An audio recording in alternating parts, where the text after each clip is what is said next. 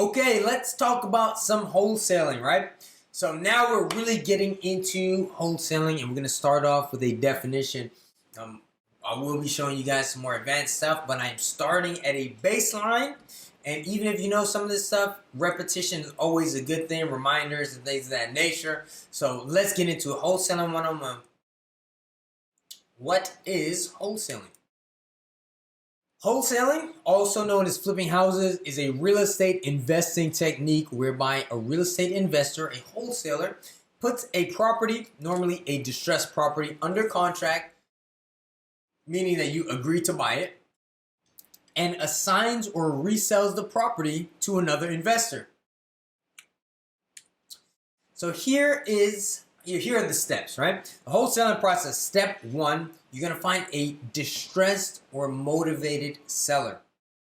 These are people who are usually distressed by a circumstance, maybe it's a divorce, foreclosure, something like that, and or a physically distressed property. It could have been a property that caught on fire, had some damage, something like that. And of course, there is definitely some overlap between the two. Step two is you are going to negotiate a win-win situation between yourself and the seller. If they're distressed, typically they're going to want to sell very quickly in exchange for a fast closing. Step three, you're going to sign the real estate purchase agreement. Step four, you're going to market that property and contract and find a cash buyer.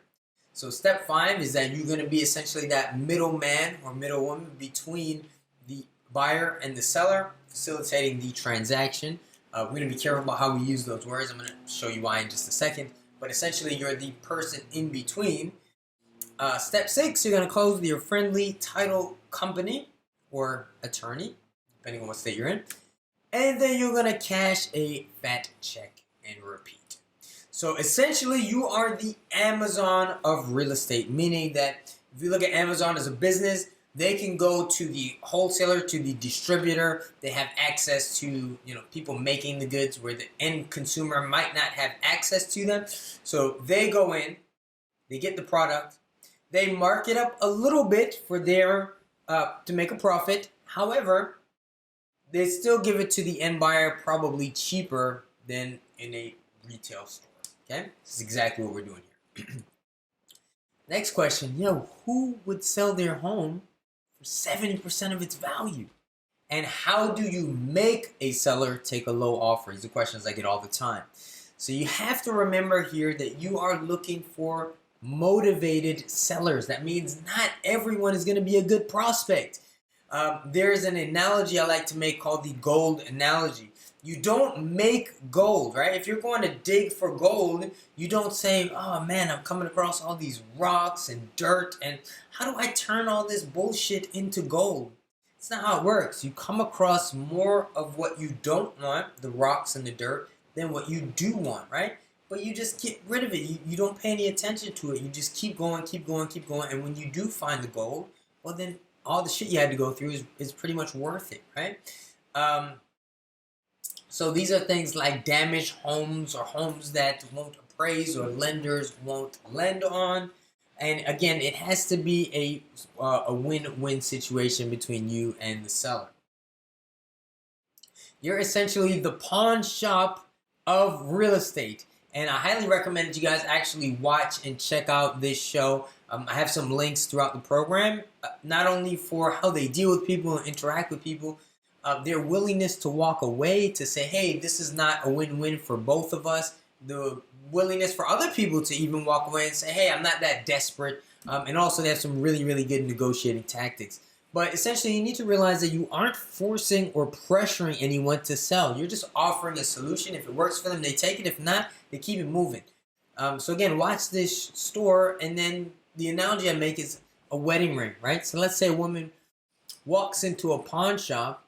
No woman walks into a pawn shop to sell a $10,000 wedding ring for $5,000 if she's in a good place financially and if she's in a healthy relationship, right? If you're in a healthy relationship and you don't have money problems, you're not selling a wedding ring for half of its value. However, if you go to a pawn shop, you're going to see a hell of a lot of wedding rings. And that's because people get into distressed situations in life where their life is improved. It's better by selling that ring than, if they didn't, even if they have to sell it at a discount. So that's what we're doing here in real estate. Okay? It's a very important distinction to make. All right. Here's why you are not an unethical, opportunistic vulture who just takes advantage of people. And again, I'm trying to overcome some of the unconscious, subconscious objections you might have in your head to this business. And some people might even put it there who don't know better. So let's look at a typical scenario that may have happened, right? So let's say a homeowner has a house that's worth $100,000 and they've got a good job. And then over the last 10 years or so, they paid about 50% of their mortgage. Paid half the house off. And then COVID-19 hit, and all of a sudden they lost that job. And after months of trying to recover, they couldn't recover. They couldn't get another job. What happened? They fell behind. And the bank is ready to foreclose on their house. So there's two options. Option number one, you say, hey man, I don't want to take advantage of that person in a bad situation. I'm a good guy. And you do nothing. The bank forecloses on that home. The owner is going to get kicked out, right? They're gone. They don't own that home. They don't have any equity or anything. The sheriff will come and lock that home up and forbid them from even re-entering the premises, even if they have some of their belongings in there, right? Now they have no money and they have nothing to show. The foreclosure is exposed. Now they're the talk of the neighborhood gossip. Oh, did you hear about so-and-so? And maybe most damaging is that they now have a foreclosure on their credit, effectively preventing them from getting any type of loan for like damn near another decade. Option number two, they got to move fast, right? You offer to buy the home. So remember, they paid off $50,000. They owe $50,000, right? So you offer to buy the home, and you offer to buy it for $60,000, right? Is it ideal? No, it's not ideal, but they're in a distressed situation beside that ring. So the bank is going to get the $50,000 that they're owed. Cool, they're happy. Now they're leaving everybody alone. The seller, since you offered $60,000, they get to walk away with $10,000. And again, not perfect scenario, but now they have something. They can maybe go and rent a place and downsize a bit until they can get back on their feet. They have no negative remarks on their credit. So as soon as they do get that new job, they can work their way back up, get another house, something like that. No social stigma.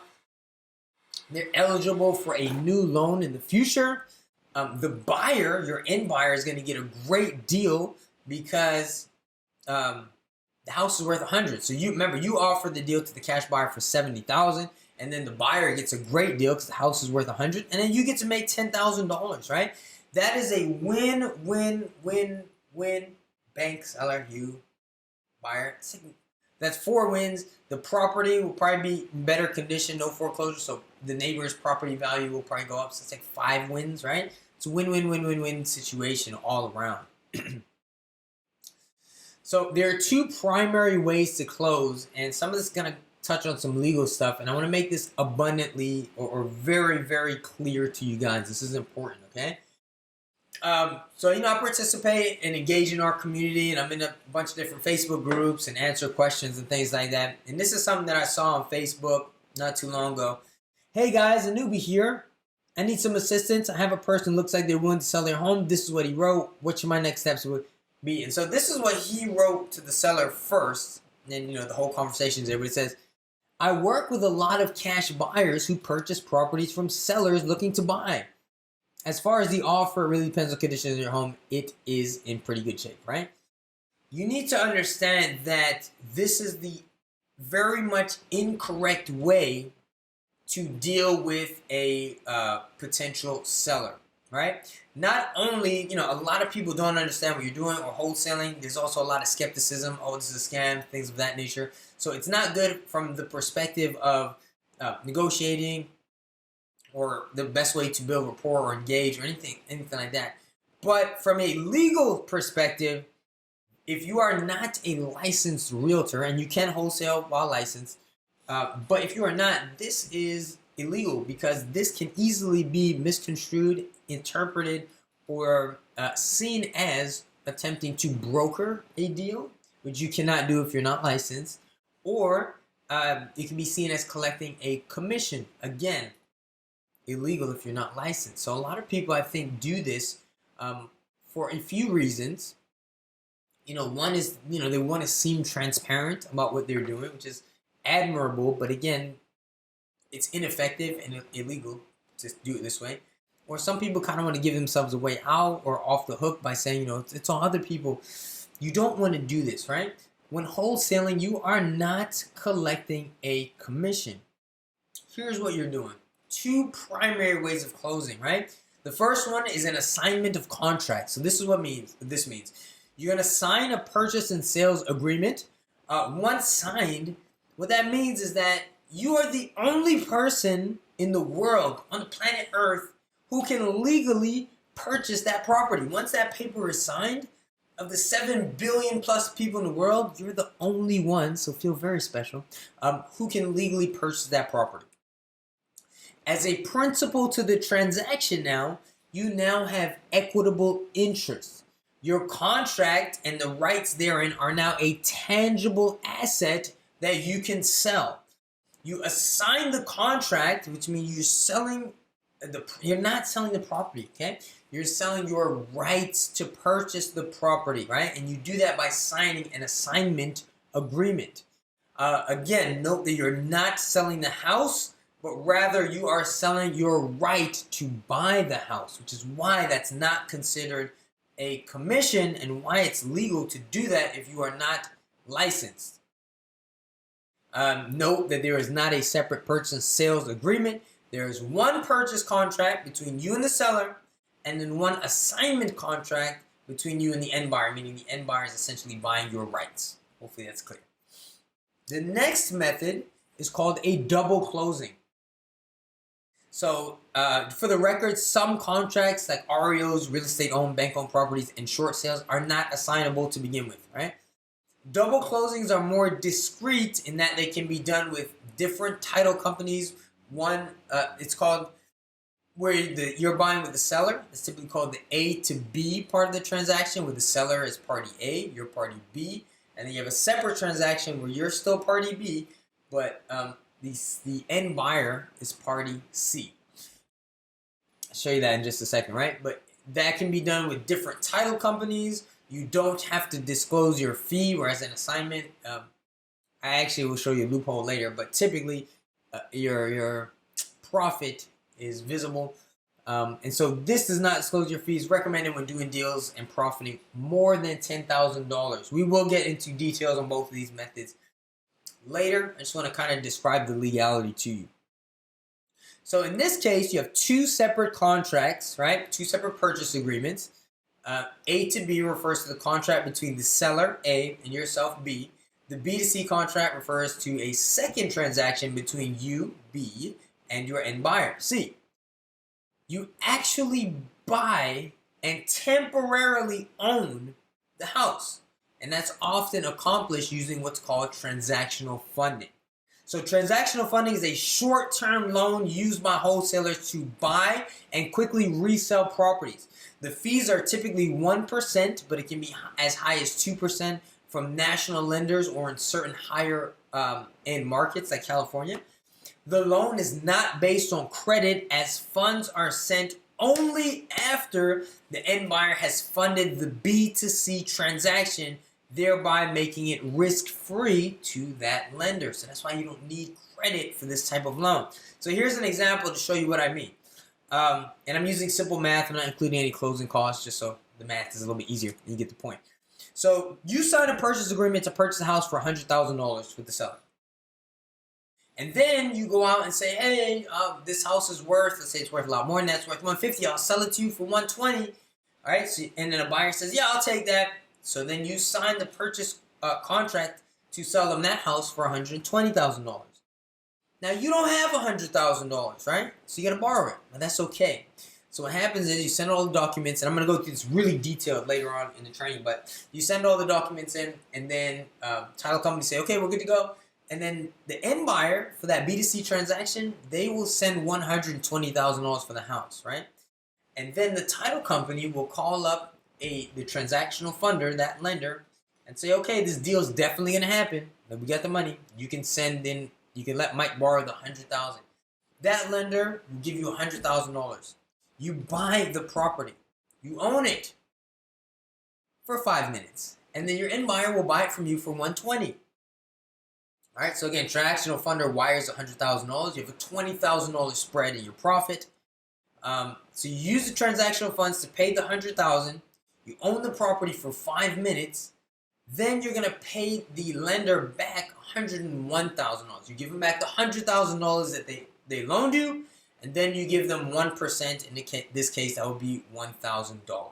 Okay, and then your net is going to be $19,000. So those are the two primary ways to close. There are some other advanced techniques, some loopholes, and things of that nature that we will discuss in later modules. But for now, that's all you need to know about the overview of the wholesaling process. All right, and also that's all you need to know of how we can do this legally, and also why you shouldn't say stuff that makes it look like you're trying to find other buyers. And so just to beat this dead horse one more time, don't tell people you're finding other buyers to buy the house. You are the buyer, right? That's what we need to do is wholesaling. That's what you should understand, okay? So let me know if you have any questions. Make sure you leave those in the Facebook group.